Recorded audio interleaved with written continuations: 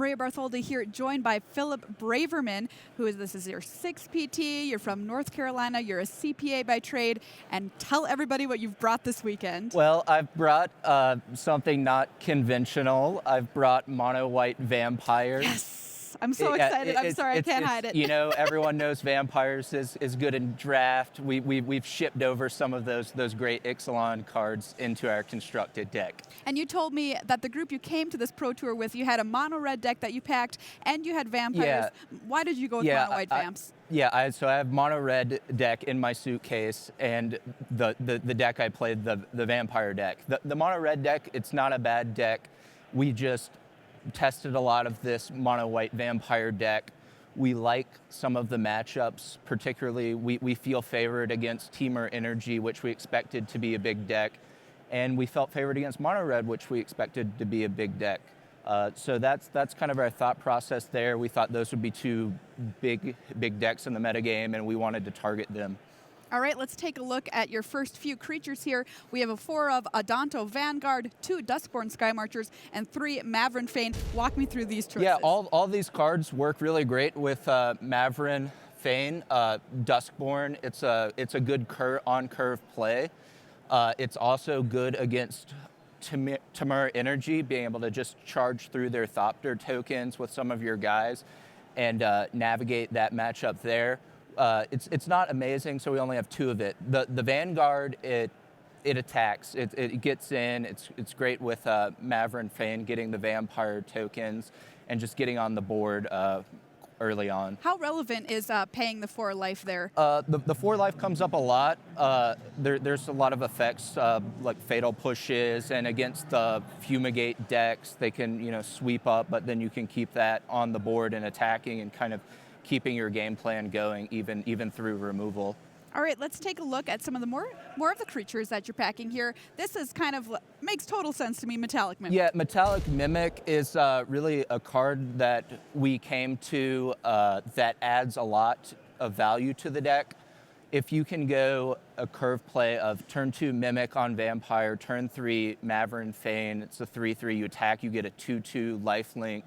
You can really kind of snowball the game away. And here's a card we play in draft, Legion Conquistador. Yeah, the Conquistador, it really plays nicely with Oketra's Monument. A turn 3 Oketra's Monument, turn 4 Legion Conquistador, get a guy, play another one, get a guy. You really set yourself up with quite a board presence out of just one card. I have to say, I played a white-black vampires deck a few times, and Legion Conquistador, it doesn't look too impressive, but when you draw 3 off of it, it feels okay. Yeah, no, it really adds a lot. The overall strategy of this deck is kind of amassing your resources until you get to the point where you can anthem your team, give it with either Shafet Dunes or Angel of Inventions, just go wide, get huge, and swing in for the win.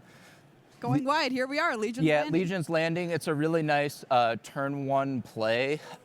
It often will come up that you'll be able to flip this quite easily with the deck, and then the extra mana is really nice. We're only playing 22 lands, so that's not a ton.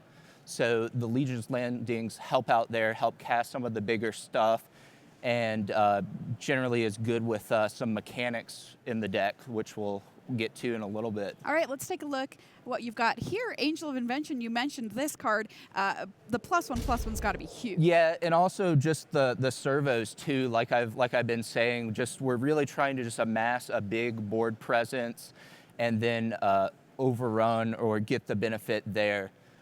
So we've kept going up on the Angels. We started off with just like 1 or 2, and then we've worked all the way up to 3 just because it's been performing so great for us.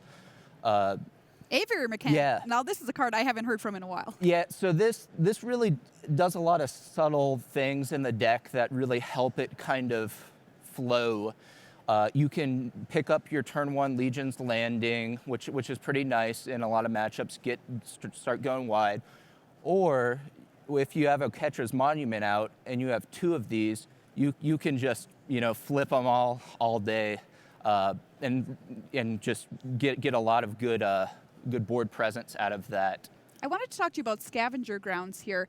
So obviously this works with the Chefette Dunes, which we'll see a little bit later, but tell me why else this is in the deck. Yeah, there are some good graveyard decks that are out there, and I've tested against like God Pharaoh's Gift and just some embalm strategies, discard like blue-white, and it comes up a lot to where that's good for the deck. We don't have a lot of other ways to interact with them outside of our exiling effects, so it's great there, but you're right. It is primarily just to get more Chefette Dunes activations. All right, let's take a look at the removal that you brought along. We've got 2 copies of Cast Out, 1 single Phillip Arrest, and 3 Ixalan's Binding. Yeah, the Phillip Arrest is just a good curve play for us. These other ones, they're the great no questions asked removal, but they are 4 mana, and that is a lot. So that's a good curve play. The Cast Out, we like the utility option there, being able to cycle it. This is a resource generation deck, so sometimes you're not going to want to answer what they're doing. You want to kind of continue to put together your pieces.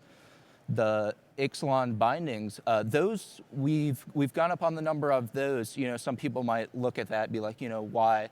But Temur Energy has a ton of 4-ofs of their cards, the Cubs, the Glory Bringers, and the Whirler Virtuosos, which is really good to shut that down. So you can get a lot of utility off that. How do you feel about your removal here, all saying the word enchantment on it?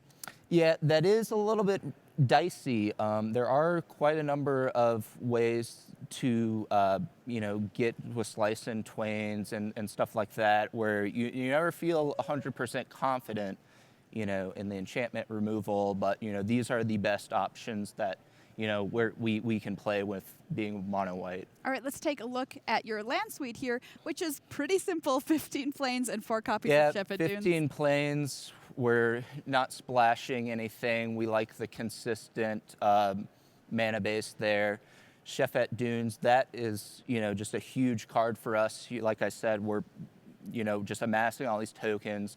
We've got the Angels to make them good. We've got the Chefette Dunes to make them, good and kind of close out the games after we've, built up our board presence. And you've won your first match of Standard here? I have. I played against Temur Energy, so that's kind of how we drew it up, playing against a lot of that and other aggro decks like Mono Red, and hopefully having a good result.